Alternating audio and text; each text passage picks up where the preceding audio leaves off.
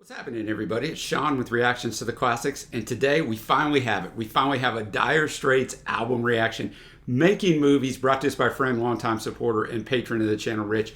Thank you, Rich. I have actually done some song reactions with Trey to some of these songs on this album. It's only got 7 songs, which is going to be fantastic, but I only ever listened to them once, and it was a long time ago. I've wanted to do a Dire Straits album for a long time, and Rich made it possible. So thank you, Rich. Let's get into a little bit of quick facts, and then we'll jump into the album. It was their 3rd studio album, released in October of 1980. Number 4 in the UK, 19 in the US, number 1 in Italy and Norway. Recorded at the Power Station in New York. Jimmy Iovine and Mark Knopfler produced the album. The title of the album is taken from a line in the song Skate Away and from the outtake Making Movies, which didn't actually make the album. After Dire Straits' tour ended in December of 1979 in London, Mark spent the first half of 1980 writing the songs for the band's next album. He contacted Jimmy Iovine after hearing Iovine's production on the song Because the Night by Patti Smith, a song co-written by Smith and the great Bruce Springsteen, who I know Rich and I both love. Iovine had also worked on Springsteen's Born to Run and Darkness on the Edge of Town albums, and he was instrumental in recruiting E Street Band keyboardist Roy Bittan for the Making Movies sessions, and Jimmy also co-founded Interscope Records and Beats by Dre, so Jimmy's not hurting for money. David Knopfler left Dire Straits in August of 1980 during the recording of the album following heated arguments with his brother. His guitar tracks were almost complete for the album, but were re-recorded by Mark. The album sessions continued with Sid McGuinness on rhythm guitar, although he's uncredited on the album. Dire Straits expanded into a quintet when keyboard player Alan Clark and Californian guitarist Hal Lindis were recruited as full-time group members shortly after the album's release in October of 1980. So a lot of people think they were on the album. They actually weren't, but I mean, they were there from the time the album came out. Very highly critical acclaimed. AllMusic 4.5 out of 5 stars. Pitchfork 8.9 out of 10. Rolling Stones 4 out of 5. Rolling Stones also ranked at number 52 in their survey of the 100 best albums of the 80s.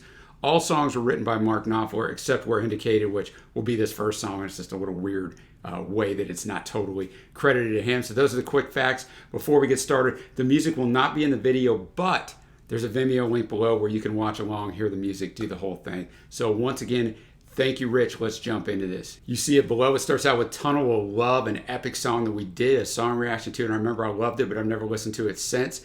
There's also an extract from the Carousel Waltz by Richard Rodgers and Oscar Hammerstein II. So that's where that other songwriting credit comes in. It's over 8 minutes long. Single went to 54 in the UK, 7 in Italy, 11 in Spain. Is one of only 3 Dire Straits songs not credited to Mark. The other 2 are Mark alone. The other 2 are Money for Nothing and What's the Matter, Baby. The song itself is entirely by Knopfler, but that opening instrumental is that arrangement of the Carousel Waltz.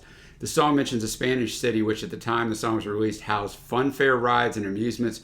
Referenced throughout the song. Spanish City is in Whitley Bay, which is also referenced near the end of the song. You also have Roy in here on piano and Hammond organ, and Sid is playing the guitar. All right, man, I'll have the lyrics up as always. Let's check this out. There you have it, Tunnel of Love. I got to mention, you got John Ilsley on bass guitar and Pick Withers on drums, just because I'm going to be mentioning Mark a lot, because to me he is Dire Straits. So that doesn't diminish those other guys. He just writes all the songs. His guitar works fantastic, and his vocals. But John and Pick do well.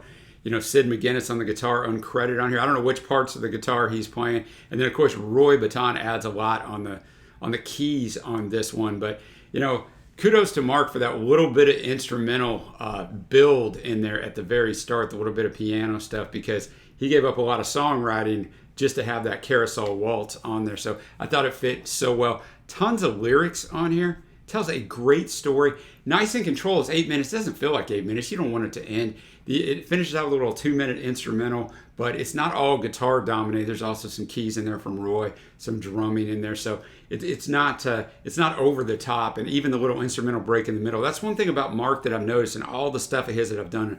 I've done some solo stuff of his too, song reactions. Is what I like about Mark. He's one of the greatest guitarists, period, right? I'll argue that with you any day. But he also shows restraint, right? He doesn't go off on these 5-minute solos, at least on the recorded stuff. He shows restraint, and that's one of the things I really enjoy about him. His songwriting is fantastic. You know, he's just talking about being at this carnival and being with this girl, and that's kind of how it works, you know. That's kind of just how the whole song plays out. The chorus and the big wheel keep on turning, neon burning up above. So he's talking about that Ferris wheel, but then he's he's taken that to an analogy of love. And I'm just high on the world. Come on and take a low ride with me, girl, on the tunnel of love. Yeah, so with him, he's high on the world because he's on the Ferris wheel, but he's with his girl. And so it just goes through talking to her, meeting her. The second chorus, and girl, it looks so pretty to me, like it always did. Oh, like the Spanish city to me when we were kids. Hey, girl, it looks so pretty, just like it always did. The Spanish city to me. Spanish city is that fairground I talk about in Whitley Bay to the northeast of Newcastle upon Tyne, the hometown of Dire Straits. So he's reliving his younger days, right, and writing about something that was near and dear to him. So 4 verses, 2 different choruses, just an epic song. What a way to start an album, and what a gutsy thing to release an 8-minute song as a single. I absolutely love it. Now we'll go to the second track. Romeo and Juliet also did a song reaction to this. Don't really remember it much. I remember I loved it. Don't remember anything about it. Single went to 8 in the UK, so it was the big song off this album. The lyrics of the song describe the experience of the 2 lovers of the title, hinting at a situation that saw Juliet figure abandon her Romeo after finding fame and moving on from the rough neighborhood where they first encountered each other. In addition to the reference to Shakespeare's play of the same title, the song makes playful allusion to other works involving young love, including the song Somewhere from West Side Story, which, itself is based on the Shakespeare play, and My Boyfriend's Back. And of course, the song itself, written by Mark, was inspired by his failed romance with Holly Vincent, lead singer of the short-lived band Holly and the Italians. The song speaks of a Romeo who is still very much in love with his Juliet, but now she treats him like just another one of her deals. Mark has both stated and implied that he believes Vincent was using him to boost her career. The song's line, quote, "Now you just say, oh Romeo, yeah, I used to have a scene with him," refers to an interview with Vincent where she says, quote, "What happened was that I had a scene with Mark and it got to the point where he couldn't handle it and we split up." Now she later on said she didn't mind the song, that she understood that he is a musician. This is kind of how he gets his feelings out. But, that's the thing, man. If you wrong a musician, you're going to get to relive that forever because they're going to put it on a recorded medium. Let's check it out. Well, there you have it. Romeo and Juliet. Just when you think nothing can improve on Tunnel of Love, this sort of does. I don't know. It's a close race, but both songs are long. Tunnel of Love over 8 minutes. This one over 6. I'm usually not a fan of long songs, but I just wanted this one to continue. The lyrics and the lyricism on this are awesome. The way he intertwines Romeo and Juliet, throw out to a little bit of West Side Story and My Boyfriend's Back, and then his failed relationship intermixed in there. Just fantastic songwriting that had to take quite some time to interweave it just right. Pick's drumming and Roy's keys are great on here, and obviously Mark's guitar is fantastic, but the songwriting is the story. The first chorus, Juliet, the dice was loaded from the start, and I bet when you exploded in my heart, and I forget the movie song, when you gonna realize it was just that the time was wrong. Juliet with a West Side Story. Throw out bridge. Come up on different streets. They both were streets of shame. Both dirty, both mean, yes, and the dream was just the same. And I dreamed your dream for you, and now your dream is real. How can you look at me as I was just another one of your deals? So that's where he thinks that she used him. This girl used him to further her career, right? And then verse 2, when you can fall for chains of silver, you can fall for chains of gold. You can fall for pretty strangers and the promises they hold. So all this shallow stuff that people are attracted to in life. You promised me everything. You promised me thick and thin. Yeah. Now you just say, oh, Romeo, I used to have a scene with him. So that was from that interview that Holly Vincent did. So a lot of personal stuff in here. Verse 3, I can't do the talk like they talk on TV, and I can't do a love song like the way it's meant to be. I can't do everything, but I do anything for you.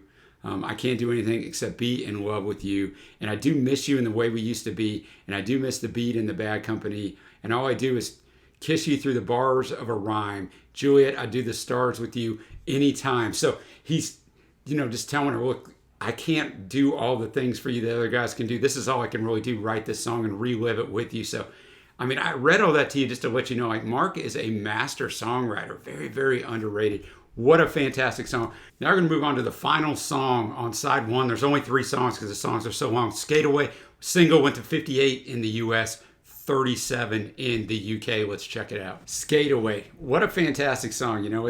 It's a step down from the previous 2 songs. But that's like saying, well, 500 grand is not as good as a million. It's true. Still awfully good, still be awfully nice to have. Another great and thorough songwriting effort, right? Mark writes long songs. He's not just busting a little thing out and being done in 10 minutes. So we're just talking about this girl who's got her headphones on and who's got her roller skates, and now she's not trapped at home, right? She can go all over, kind of seeing the world through her eyes and how others see her. It starts out seeing a girl on a one-way corridor stealing down a wrong-way street for all the world like an urban toreador. She had wheels on her feet. Well, the cars do the usual dances, same old cruise and the curbside crawl. But the roller girl, she's taking chances. They just love to see her take them all. So they're trapped in those cars, right? But she can go wherever, right? She can weave in and out. And then I like it because he makes us wait. We get in the pre-chorus, and then we get into verse 2. It says, "Don't care at all. You know, she used to have to wait around. She used to be the lonely one, but now that she can skate around town, she's the only one." So she has the shackles taken off and freedom. Then we get the pre-chorus again. And then we finally get to that chorus, which is the highlight of the song for me. It's so good. The keys on here are great. You know, and I think this is the best overall instrumentation team effort. Of course, Mark on the guitar along with Sid, John on the bass, Roy's keys, picks, drums. It all works so well, and it works well on this chorus, which is understated. It's not anthemic, but it just sounds so good. They dial it back and it just has a richness to it. I love it. And then we go into verse 3, another pre-chorus, a chorus, and an outro. Like I said, a well-written song, an excellent way to finish out a fantastic side 1. As I said before, only 3 songs in there because it's so long. Go over to side 2 now, and we're going to start out with Espresso Love. The research said it's one of their heavier songs with a distorted guitar playing the main riff, which was recycled from that unreleased track, Making Movies, which that did pop up in Skate Away. There was a little Making Movies line in there. It also has a keyboard melody played throughout the piece, with the melody altering slightly at points. It is basically a love song. This also contains a reference to the earlier Dire Straits song Wild West End with the line, "Hey mister, you want to take a walk in the Wild West End sometime?" All right, let's check it out. Espresso Love with an X, not an S, boys and girls. What a great song there too, great songwriting. I think he's talking about the Espresso Love, you know. Espresso has way more caffeine than regular coffee, and just the way it's made is just like an intense love, or at least attraction, because he starts out, she gets the sun in the daytime, perfume in the dusk, and she comes out in the nighttime with the honeysuckle musk because she smells just like a rose and she tastes just like a peach. She got me walking where the wildlife goes. I'd do anything to reach her. And then that chorus, they're so good at switching up tempos right into the chorus, so melodic. And she was made in heaven, heaven's in the world. Oh, she was made in heaven, heaven's in the world. Is this just Espresso Love? You know, I'm crazy for the girl, just crazy for the girl. And then she calls him up and tells him, "Hey, mister, you want to take a walk in the Wild West End sometime?" The shout out I was talking about at the start of the song. And I get trouble with my breathing when she says, "Boys don't know anything, but I know what I want. Yes, I want everything." And then we get back to the chorus. And I thought my favorite line in here, the bridge, "Well, I feel so good because I feel so good, and I feel so good because it feels so right. I was made to go with my girl, just like a saxophone was made to go with the night." I just thought that was great songwriting. We get another verse, chorus, and an outro. Just fantastic stuff. Once again, I'm a broken record, but the musicianship on here, the guitar work on this song in particular was fantastic. You know, and once again, I'm sure Sid McGuinness was jumping in there as well. But just a great song. So we still got 3 songs left. Let's pop over to Hand in Hand. I don't know anything about this song. Let's check it out. Hand in Hand. Wow, another fantastic song, man. It definitely changes up tempos. Great songwriting, different songwriting techniques. He starts with a chorus and ends with the same chorus.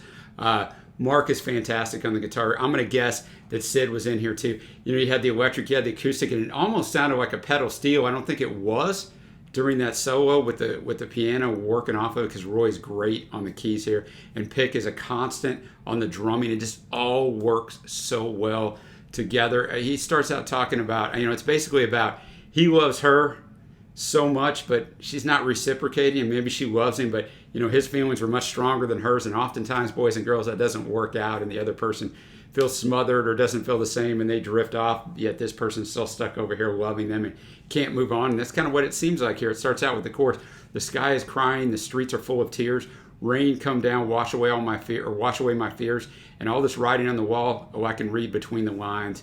And Then we get a bridge and we get chorus number 2, and then we get the verse. As you sleep, I think my heart would break in two. I'd kiss your cheek, I'd stop myself from waking you. But in the dark, you'd speak my name. You'd say, baby, what's wrong? Oh, here I am, baby, I'm coming back for more. I'm like a wave that's got to roll into the shore. Yeah, and if my love's in vain, how come my love is so strong? And then verse 2, now you go, and yeah, you and me go parallel together and apart. And you keep the perfect distance, and it's tearing at my heart. Did you never feel the distance? You never tried to cross no line, because it's another dirty river and another dirty scar. And I don't know who's kissing you, and I don't know where you are. So far from home, don't you think of me sometime? And then he finishes out with the chorus number 2 and chorus number 1. So great songwriting, as all of this has been so far. Really enjoyed that one. We still got 2 songs left. Going to move on to Solid Rock. Solid Rock. So I'll say that's more a musician showcase, right? Mark sounds fantastic. The guitar work is just top notch. The keys by Roy again, the drumming by Pick. You know, it's a musician's song. It's not really a songwriter's song. You know, I mean, verse 3 is going to give you the most probably insight on what the song about. You know, a house of cards never built for shock. You could blow it down in any kind of weather. Now you take 2 solid blocks, 2 solid rocks. You know they're going to stick together. Now they're going to stick together. So about a relationship, and you know the chorus, going to live solid rock. I'm going to live solid rock. I want to give. I don't want to be blocked. I'm going to live on solid rock.